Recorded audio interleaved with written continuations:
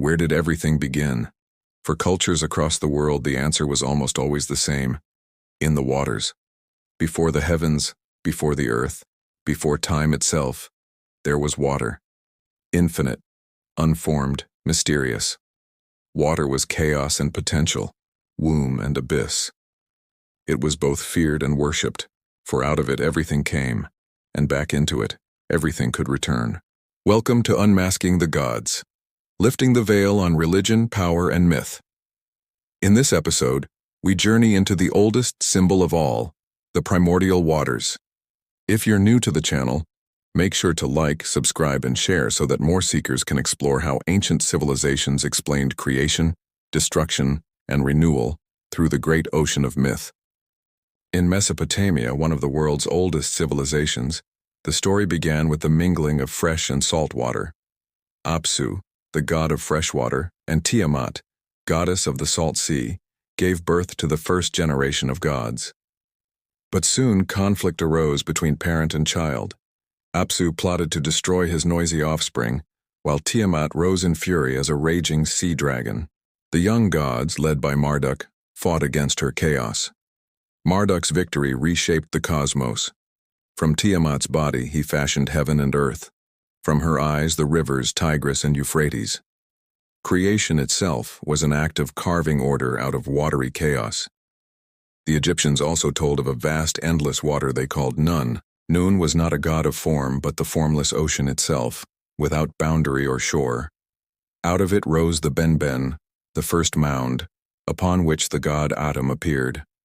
Standing on that primeval hill, Atum gave birth to the other deities, and thus the cosmos began. Every temple in Egypt symbolically recreated that hill, rising above the waters of chaos, a place where creation could happen again. Even the yearly Nile flood echoed this myth. As the waters receded, new land emerged, just as the first mound had once risen from Nun. The Hebrew Bible begins in a strikingly similar way. The earth was without form and void, and darkness was upon the face of the deep, and the Spirit of God moved upon the face of the waters. Before light, before land, there was only the deep waters. God's act of creation was to separate them, to draw boundaries, sky from sea, land from ocean. The waters were always there, but ordered by divine command. In this worldview, water was both the thread of chaos and the raw material of creation. In Greece, myth spoke of Oceanus, the great river that encircled the world, and of Pontus, the deep sea. From the waters came Gaia, the earth, and the lineage of the gods.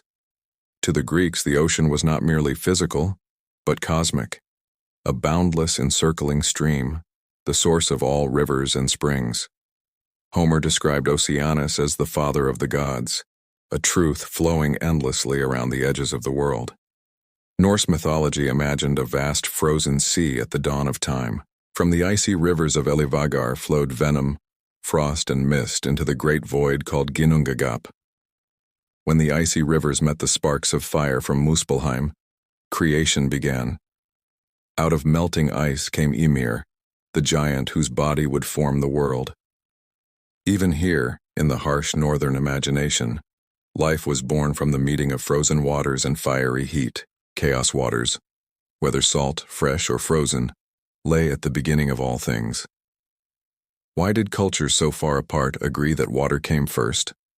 Because water is paradox. It nourishes, but it also destroys. It sustains life, but it can swallow entire lands.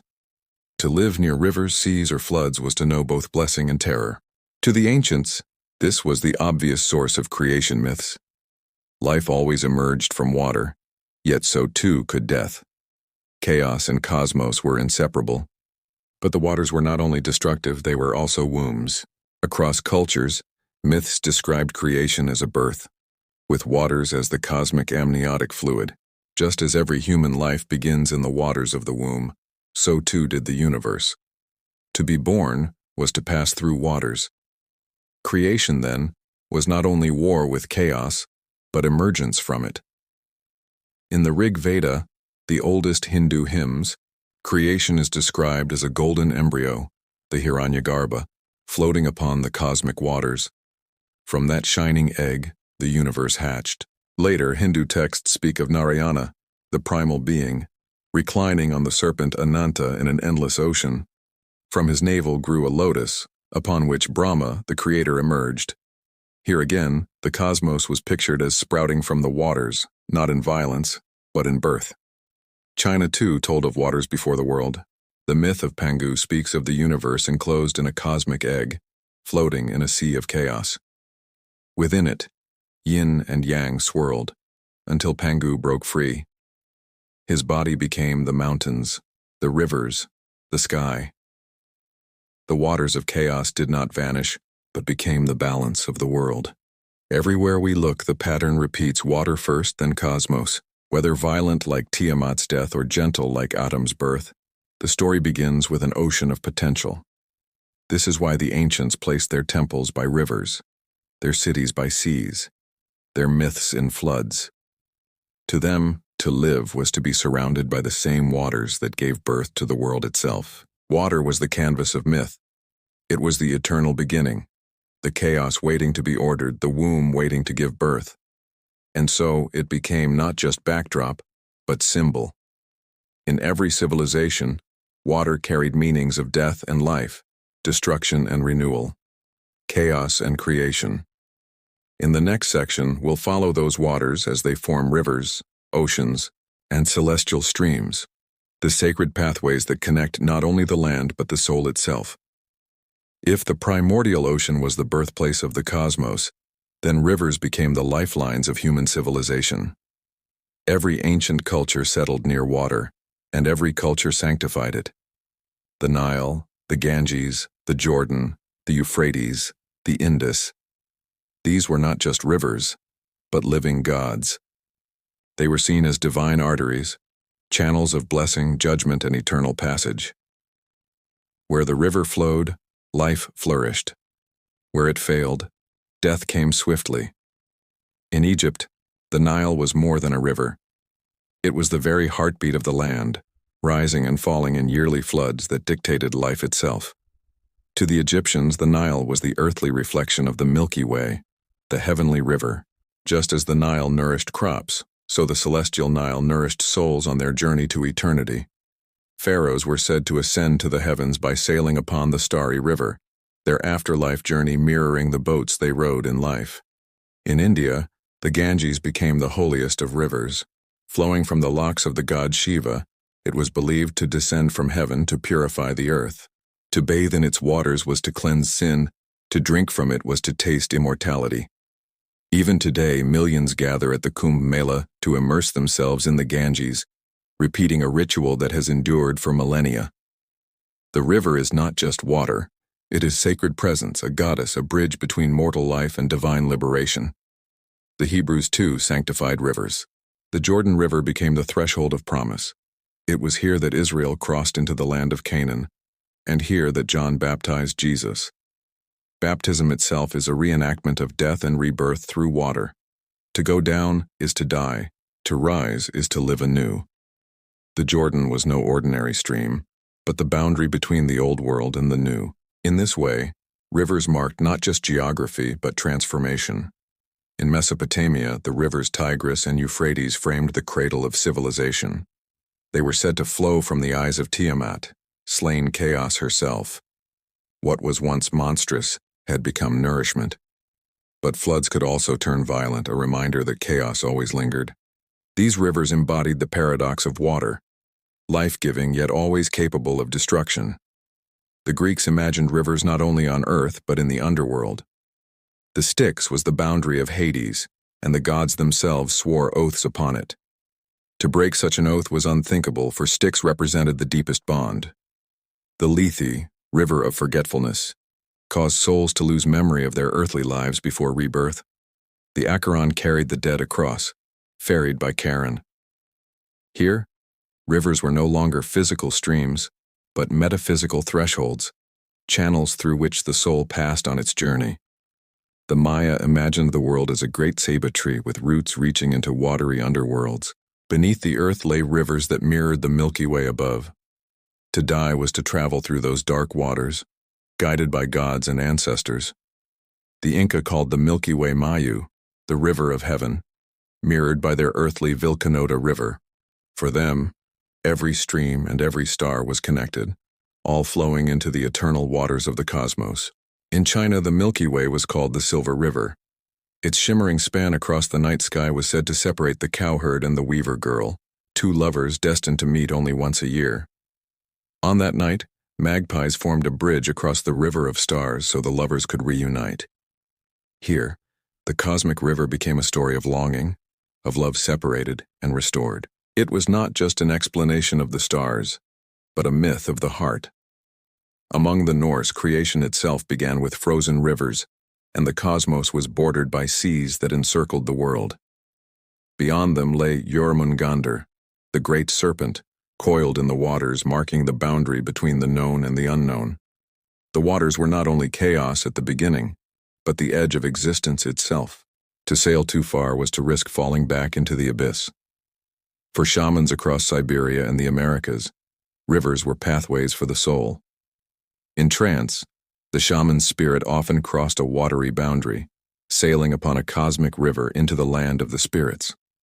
The boat, the paddle, the current, all became ritual symbols of the journey beyond. Water was never just water. It was the border, the veil, the road to eternity. What emerges from all these myths is a single truth. Rivers and oceans were never neutral. They were alive, divine, and dangerous. They divided worlds and joined them. They brought life yet also carried the dead. To live by water was to live in constant dialogue with the sacred. Every culture mirrored the primordial waters in its rivers. The endless ocean of chaos became smaller streams, flowing through daily life. Yet each drop retained its cosmic meaning. The Nile, the Ganges, the Jordan, the Euphrates, the Milky Way itself, all reminded humanity of the waters from which everything began. In the next part, we turn to the most dramatic expression of these waters, the floods. For if rivers gave life, floods reminded us that water could take it away. Across cultures, the story repeats, the world destroyed by water, only to be born anew. If the rivers brought life, the flood brought terror. Across cultures, the waters did not only give, they could take away everything. Entire worlds could be drowned, civilizations swept away, humanity reduced to memory. And yet, out of this destruction, life always began again. Flood myths are some of the most universal stories in the human imagination. They remind us that chaos is never far away, but also that renewal follows destruction. The oldest written flood story comes from Mesopotamia. In the epic of Gilgamesh, the hero seeks Utnapishtim, the one man granted immortality by the gods. Utnapishtim tells his tale. The gods had decided to flood the world and destroy humanity, but the god Ea warned him. He built a great boat, filled it with animals and his family, and survived the deluge. When the waters receded, he released birds to find land. This tale, older than the Bible, shows the flood as divine judgment, but also as a chance for survival and renewal. The Bible carries the same theme in the story of Noah. God, seeing humanity's corruption, decides to cleanse the earth with water. Noah builds an ark, saving his family and pairs of animals. After 40 days, the waters subside, and a rainbow appears as God's promise never to flood the whole earth again. This story echoes Mesopotamian myths, almost word for word, showing how deeply the flood motif flowed across cultures. In Greek myth, the flood came through Zeus. Angry at the wickedness of humanity, he sent rains to cover the earth. Only Deucalion and his wife Pyrrha survived, floating in a chest. When the waters receded, they repopulated the world by throwing stones over their shoulders, stones that transformed into people. Here, the flood is not only destruction, but transformation, turning cold stone into living flesh. Hindu tradition tells of Manu, warned by a small fish of an impending flood. The fish grows into the god Vishnu, who guides Manu's boat with a great horn, pulling it to safety. Manu survives and becomes the father of a new humanity.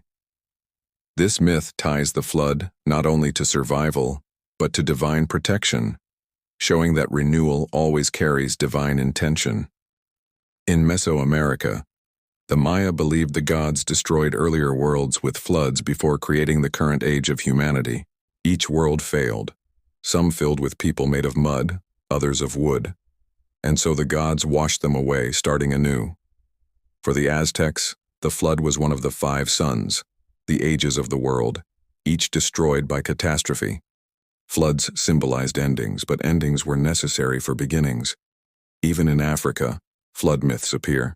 The Yoruba tell of a time when the world was covered in water, until the god Obatala poured sand and created land.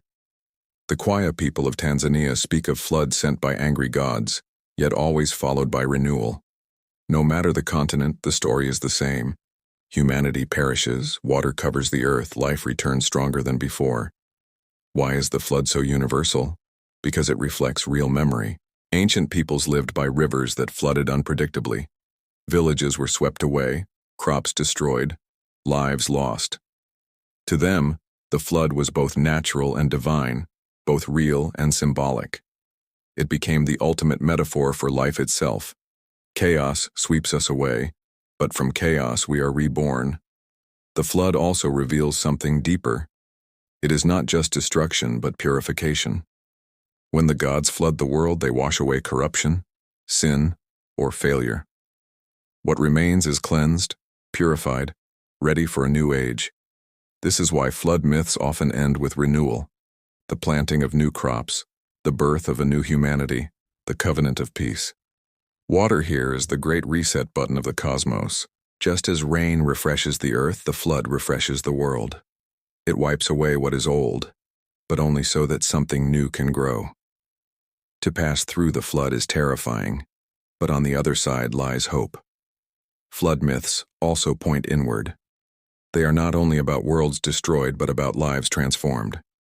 Each of us faces floods, crises that sweep away what we knew, leaving us broken or remade. The myths remind us, the flood is not the end. It is the passage into a new beginning.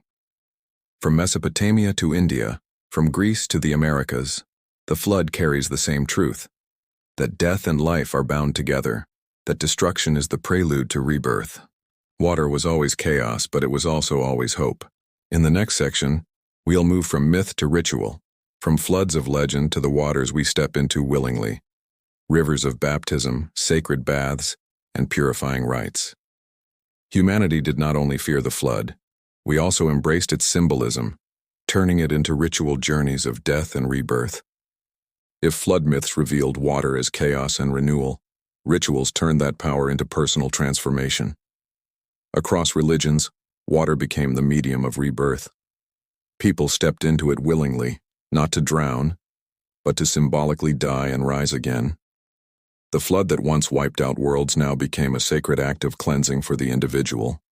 In Christianity, baptism is the clearest example. To descend into water is to die to the old self. To rise out of it is to live anew. Early Christians spoke of baptism as burial and resurrection, a passage through water that mirrored Noah's flood and Israel's crossing of the Jordan. What had once been cosmic myth became ritual reality. Each believer reenacted the journey through chaos into new creation. In Hinduism, ritual bathing in rivers remains a central practice. The Ganges especially is not just water, but living divinity. To bathe in it is to wash away sin, to drink from it is to touch eternity. At the great festival of Kumbh Mela, millions gather to immerse themselves in its waters, renewing their lives in the flow of the sacred. Just as creation began with the cosmic waters, so life is continually refreshed by contact with them. In the Greco-Roman world, water played a role in the mystery religions. Initiates were often purified with sacred washing before entering the rites. The idea was always the same. Water removes what is old, corrupt, or impure, leaving behind the possibility of transformation. From Eleusis to Isis temples, sacred baths echoed the cosmic floods, cleansing individuals for divine contact. Among indigenous peoples, water remained a symbol of renewal and transformation. In Native American traditions, sweat lodges and steam ceremonies reflected water's purifying role. To sweat was to release what burdened the body and spirit, To enter mist was to encounter the divine. Water, in liquid or vapor, marked a threshold. The old washed away, the new revealed. Why does water always hold this meaning?